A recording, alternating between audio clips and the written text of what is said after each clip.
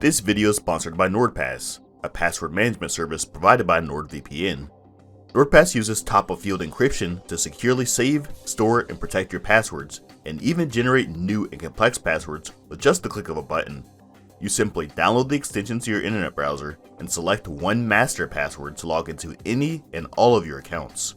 NordPass is compatible with just about every major internet browser, as well as your iPhone and Android devices. When you use the NordPass browser extension or app, you are not only securing your personal account information, but you're also making your life easier in general by only needing to remember one password instead of constantly clicking that dreaded forgot password link every other day. If you click on the link down below, you can receive 50% off of the already very low monthly price, all the while supporting my channel. You can do this by using the promo code FROMNOTHING or simply going to nordpass.com/FromNothing. So anyway, without further ado, let's continue on with the video.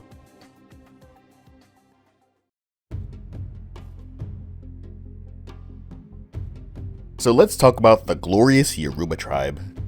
Numbering some 40 million, they are among Nigeria's three largest ethnic groups, along with the Hausa tribe and the Igbo tribe. They are an industrious people with a rich and extensive history that extends over 1,000 years. They have a complex system of mathematics based on 20 rather than the decimal-based system that we use today in the West. Even their religious divination system is based on binary code, the same type of code that we use in today's smartphones, computers, and all types of other gadgets.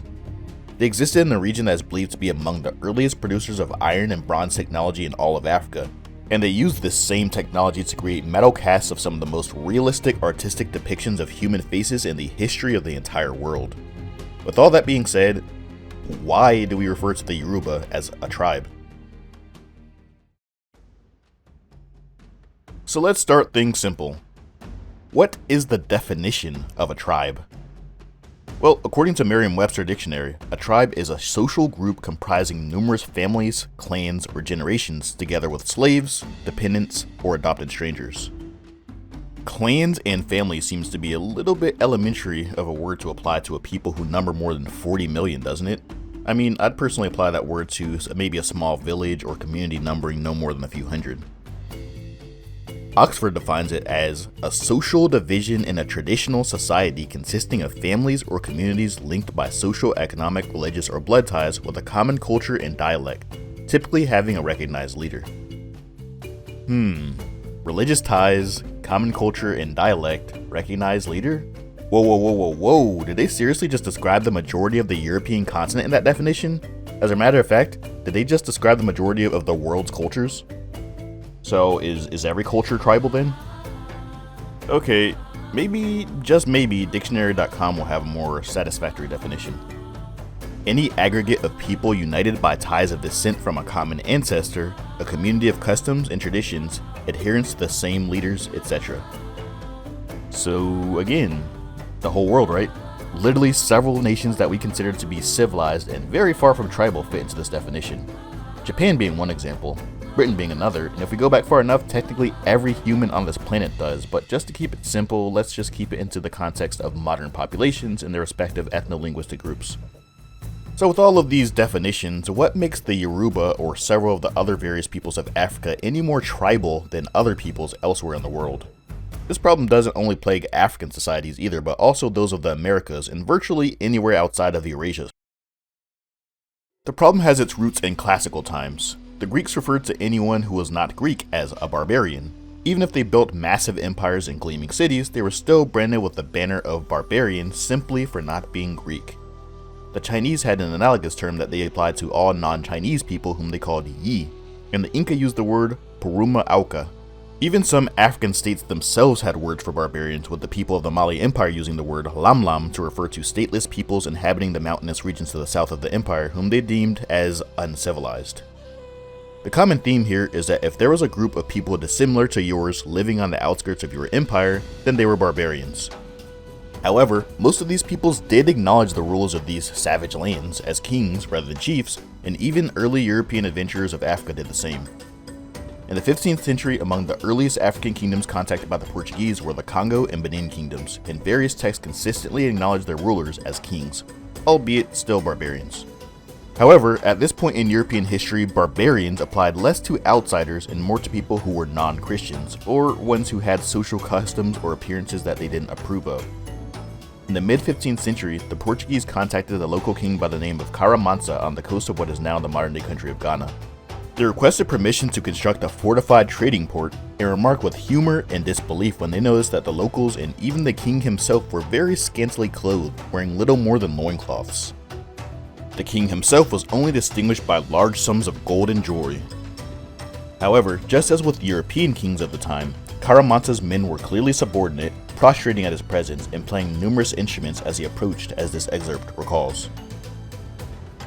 Hither the king came, and before him a great noise of bugles, bells, and horns, which are their instruments, and he was accompanied by an endless number of negroes, some with bows and arrows, and others with assagais and shields, and the principal persons were attended by naked page boys with seats of wood, like stools to sit upon.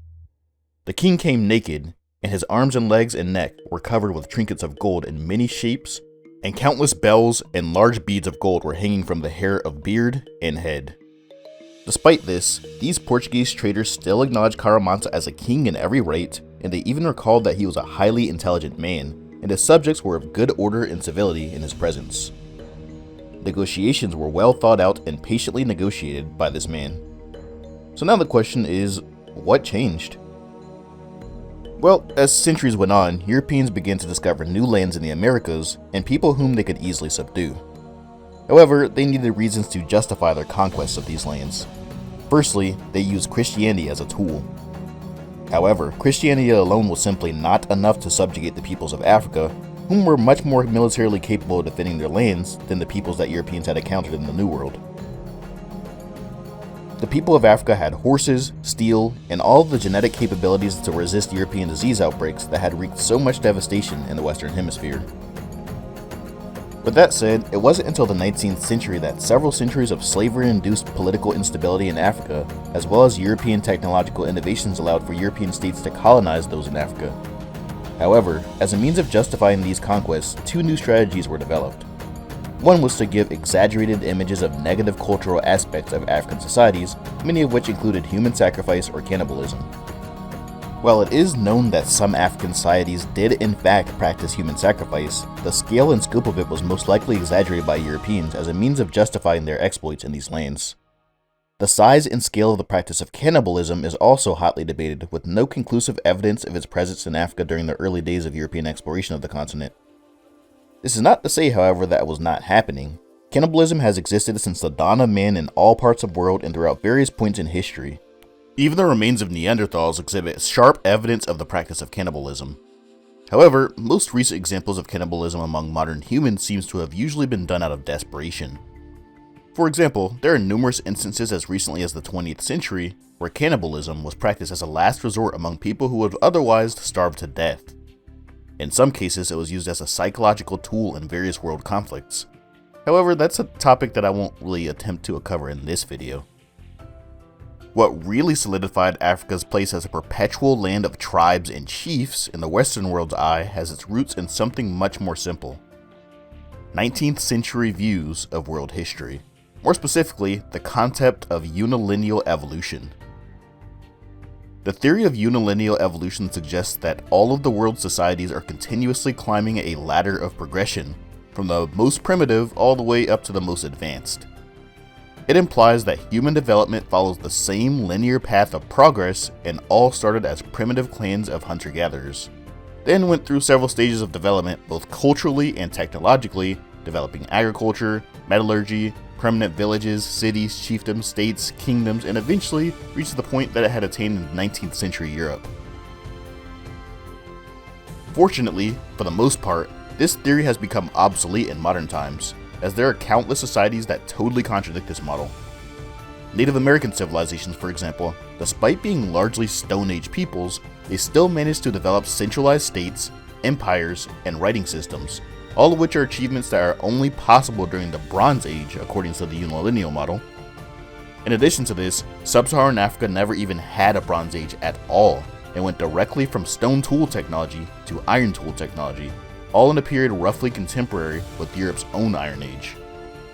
Despite this, The unilineal evolution model persisted well into the 20th century, and it still plagues the thought processes of many historians today. With all that being said, Africa was and still is mostly looked upon as a backwards place, frozen in time, home to nothing more than an assortment of small tribes led by chiefs, comparable in nature to the lands and the frontiers of the Roman sphere of influence back in ancient Europe. A stage of progression long since abandoned in Europe in later years, but retained in Africa either due to incompetence, laziness, or just general lack of cognitive abilities of African peoples. Despite Africa's technological innovations in iron and engineering, despite its massive states and empires, despite its military, political, and economic capabilities, one simple truth, above all else, branded it with a perpetual banner of a land full of tribal societies and chiefdoms. The lack of the written word. The 19th century European was absolutely obsessed with the written word. Any and all societies that lacked it simply had no history and were considered to be primitive by default. This mentality continues to present in most scholarly discussions in historical communities covering most of the world's historical states and civilizations, with Africa largely being ignored as a land of tribal societies. Even in regards to certain elements such as weaponry, swords for example, expertly forged from high-quality iron and steel, are labeled under the banner of tribal weapons simply because they originated on the African continent. African religions are considered to be tribal religions, despite the fact that many are similar in scope, scale, and complexity to those of Eurasian religions such as the Greco-Roman pantheon and the Shinto religion of Japan. Unfortunately, this problem does not seem to be going anywhere anytime soon, as colonial mentality has been deeply injected into our societies, and even the indigenous peoples of Africa themselves. Many modern-day Africans loudly and proudly use the words tribe and chief to refer to their own people and their leaders respectively, with little to no knowledge, regard, or appreciation to how trivial it makes their culture seem in comparison to elsewhere in the world. To remedy this issue, I think it's best that we all refer to these people in a manner no different than one would refer to someone from Poland or Thailand. We usually refer to these people as an ethnic group or simply people. The Yoruba people are an ethnic group, not a tribe. They were led by kings, not chiefs. As a people, they descend from a large and ancient population. They have a rich, beautiful, and complex culture and come from a line of numerous kingdoms spanning over 1,000 years. They built cities and empires. They built monumental structures, crafted weapons and armor, created priceless works of art that would have even impressed the Romans. And the African continent is home to many other ethnic groups that, like the Yoruba, erroneously get tossed into the tribal category, solely for being African. Or as Tariku Farrar from the City College of San Francisco puts it, we have been so well conditioned to expect to find chiefs at the head of African tribes that we all too often apply this terminology without any real consideration of the scope and character of the office of leadership in question or the society in which it is found. In other words, when we look at European societies, we tend to take extra care to distinguish between governors, kings, dukes, earls, and so on. In Africa, on the other hand, all of the above and more are all too often referred to as chiefs, and their states and civilizations are labeled as tribes. Lastly, I just want to close this by saying that there are in fact some people inhabiting Africa whom would be considered as tribal according to the 3 definitions presented at the beginning of this video. However, literally every continent all has people who fit within this category. Europe is no exception. There's nothing wrong with being tribal. People choose to live a certain life in what they consider to be their traditional way of life, or what we would call tribal. Some people do it for religious, political, economic, or geographical reasons. However, Africa is not an innately tribal place. Therefore, those civilizations that do not fit into this category should be referred to by their respective classification. For sources, check out my website, linked below. If you'd like to support future projects, you can do so there as well, or by clicking the join button below, or by becoming a patron. I hope you all enjoyed the video. Thanks for watching as usual, and always remember, we don't come from nothing.